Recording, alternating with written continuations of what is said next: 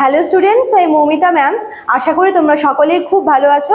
Welcome back to our channel. আজকে আমি তোমাদের ফিফথ সেমিস্টার মেজর ইংলিশের পেপার 9 থেকে রোম্যান্টিক পোয়েটের যে সিরিজ শুরু করেছিলাম, সেখান থেকে তোমাদের ফিফথ যে রোম্যান্টিক পোয়েট, যার নাম হচ্ছে লর্ড বায়রন, ঠিক আছে, এনার উপরে আজকের ক্লাসটা আলোচনা করব। চলো দেরি না করে শুরু করে দিই আজকের ক্লাসটা। আচ্ছা, কোর্স ফিতে আমি তোমাদের সবার শেষে আসছি, আগে তোমাদের টপিকটা আমি বুঝিয়ে দিই, ঠিক আছে। দেখো দেখো Lord Byron was one of the leading figures of the romantic movement in English literature during the early 19th century. দেখো বেসিক্যালি 18th সেঞ্চুরি শেষের দিকে কিন্তু রোম্যান্টিক মুভমেন্টটা শুরু হয়। তো লর্ড বায়রন উনি কিন্তু আর্লি 19th সেঞ্চুরির রোম্যান্টিক পোয়েট, ঠিক আছে।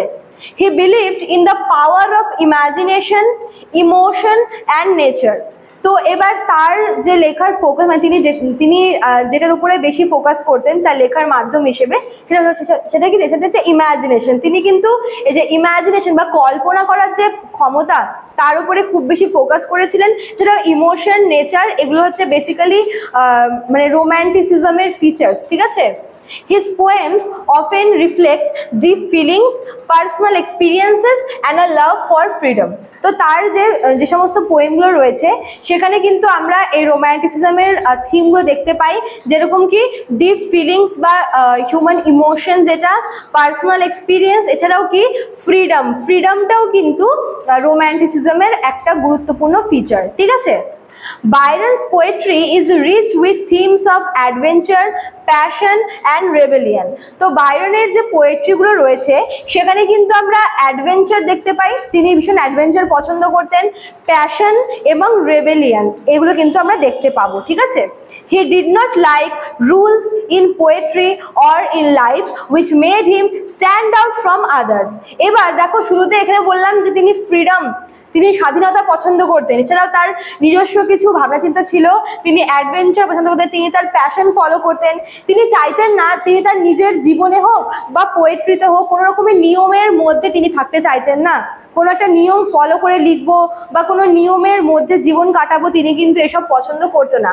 আর যে জন্য তাকে আদার্স যে রাইটাররা ছিল তাদের থেকে তাকে একটু আলাদা করে দেখা হতো, ঠিক আছে। One of his most famous works is Childe Harold's Pilgrimage, ভীষণ ইম্পর্টেন্ট একটা লিটারারি পিস, যেটা হচ্ছে লর্ড বায়রনের লেখা সব থেকে ফেমাস পোয়েম, ঠিক আছে, তার লেখা famous poem, where he explores emotions, travel and his own thoughts. তো কোথাও গিয়ে এই যে পোয়েমটাই কিন্তু পোয়েমটার পড়ার সময় পোয়েমটার মাধ্যমে বায়রন তার নিজের যে পার্সোনাল থট সেটাকে তিনি কিন্তু এক্সপ্রেস করেছেন। এছাড়াও এখানে তার ডিপ ইমোশন এবং ট্রাভেল স্টোরি আমরা কিন্তু দেখতে পাই। হিজ হিরো হ্যারল্ড, এখানে যে মানে এই পোয়েমটার যে আর কি হিরো, যার নাম হচ্ছে Harold, is a reflection of Byron himself, ঠিক আছে।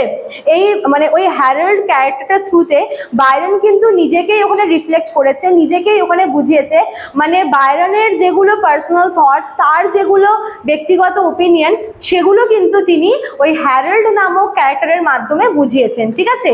কি কি? লোনলি মানে একাকিত্ব, proud and searching for meaning, এই সব কিছু হচ্ছে বায়রনের নিজস্ব ওপিনিয়ন বা নিজস্ব থটস, যেগুলো ওই হ্যারল্ড ক্যারেক্টারটার মাধ্যমে কিন্তু বায়রন ফুটিয়ে তুলেছে। He also created the famous Byronic hero. এই যে Byronic hero তার নামে নামাঙ্কিত, এটা হচ্ছে এক ধরনের character. It's a character who is mysterious, rebellious and deeply emotional. এবার এই যে বাইরনিক হিরো, এটা হচ্ছে তার নামে মানে নামাঙ্কিত একটা ক্যারেক্টার, যে ক্যারেক্টার তিনি কীভাবে প্রেজেন্ট করেছেন, মিস্টেরিয়াস হয়ে প্রেজেন্ট করেছেন, রেবেলিয়াস এবং ডিপলি ইমোশনাল, ঠিক আছে।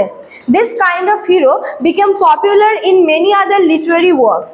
শুধুমাত্র পোয়েমের ক্ষেত্রে না, আরও অনেক লিটারারি ওয়ার্কসে কিন্তু এ ধরনের মানে এরকম ফিচার্সওয়ালা, এরকম গুণসম্পন্ন ক্যারেক্টার দেখা যায়।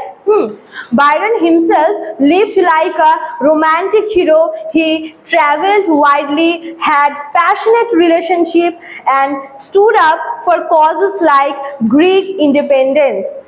যেরকমভাবে তিনি তার লেখা লিখতেন বায়রন, তিনি তার ব্যক্তিগত জীবনেও কিন্তু অমনই ছিলেন। তিনি ভীষণ রোম্যান্টিক ছিলেন, তিনি ঘুরতে পছন্দ করতেন, তিনি অনেক ট্রাভেল করেছেন। তার রিলেশনশিপের প্রতি তিনি যথেষ্ট প্যাশনেট ছিলেন, তার রিলেশনশিপের প্রতি। এছাড়াও তিনি গ্রিক ইন্ডিপেন্ডেন্স এগুলোর পক্ষে তিনি দাঁড়িয়েছিলেন, যেগুলো হচ্ছে ফ্রেঞ্চ রিভলিউশন আমরা যেরকম দেখেছিলাম যে কোনো ভালো কিছুর জন্য মানে ফাইট করা বা কোনো কিছুর পক্ষে সেটাকে সাপোর্ট করা। গ্রিক ইন্ডিপেন্ডেন্সকে তিনি কিন্তু সাপোর্ট করেছিলেন। রিলেশনশিপকে তার প্রতি তার একটা মানে প্যাশন আমরা দেখতে পাই, যে তিনি ভীষণ প্যাশনেট ছিলেন অ্যাবাউট হিজ রিলেশনশিপ। এছাড়াও তিনি ট্রাভেলিং খুব বেশি পছন্দ করতেন। ঠিক আছে, আচ্ছা এবার হচ্ছে নেচার। তিনি কিন্তু নেচারও পছন্দ করতেন। Nature played an important role in his poetry. He often describe mountains, seas and wild landscape to express his feelings.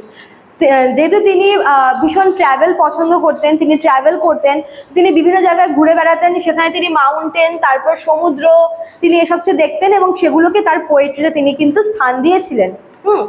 His lines are musical and filled with beautiful imagery that touch the heart. তো তার লেখা, তার কবিতার প্রত্যেকটা line তিনি এত সুন্দর করে লিখতেন যে প্রত্যেকটা লাইনই ভীষণ টাচিং ছিল এবং তিনি তার লেখাগুলোকে খুব সুন্দর, মানে তিনি খুব সুন্দর ইমাজারি ইউজ করতো, যাতে করে যারা রিডার তাদেরকে খুব ইজিলি ক্যাচ করতো তার লাইনগুলো, এবং ভীষণই হচ্ছে আই ক্যাচিং বলো বা ভীষণ হার্ট টাচিং লাইন ছিল তার লেখাগুলো। ঠিক আছে, though his life was short, Lord Byron influenced many poets and writers. His fearless spirit and love of beauty, freedom and emotion truly make him a classic romantic poet.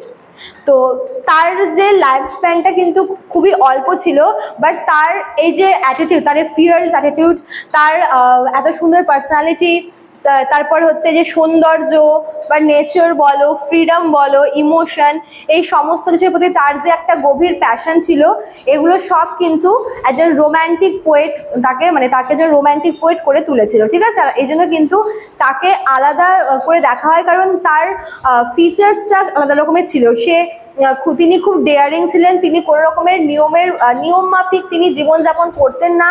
তিনি নিজের ওপিনিয়নকে, নিজের ইমোশনের উপরে খুব বেশি তার হচ্ছে একটা ফোকাস ছিলেন, তিনি ভীষণ ফোকাসড করতেন এবং নেচার পছন্দ করতেন, ট্রাভেলিং পছন্দ করতেন, তিনি ভীষণ প্যাশনেট ছিলেন। তো এই সব কিছুই কিন্তু রোম্যান্টিক পোয়েটের আর কি সিমটম, এবং এই জন্যই লর্ড বায়রনকে একজন পিওর বা টিপিক্যাল রোম্যান্টিক পোয়েট কিন্তু বলা হয়ে থাকে। ঠিক আছে, চলো, তো এই ছিল তোমাদের আজকের ক্লাসটা। আশা করব তোমাদের কোনো কনফিউশন থাকবে না ক্লাসগুলো দেখার পরে। আর যারা আমাদের কাছে অনলাইনে পড়তে চাইছো এই সেমিস্টারে, তারা এখানে দেওয়া নাম্বার দুটোর মধ্যে কোনটা নাম্বারে আমাদের সঙ্গে যোগাযোগ করে নিতে পারো। তোমাদের ক্লাস কিন্তু অলরেডি শুরু হয়ে গেছে এবং নোটস প্রোভাইড করাও শুরু হয়ে গেছে, এবং তোমাদের যেটা কোর্স ফি সেটা কিন্তু তোমাদের আগের সেমিস্টারের মতোই 1199 টাকাই রয়েছে। ঠিক আছে, চলো আজকে এতটুকুই থাকলো, দেখা হচ্ছে নেক্সট ক্লাসে। Thank you.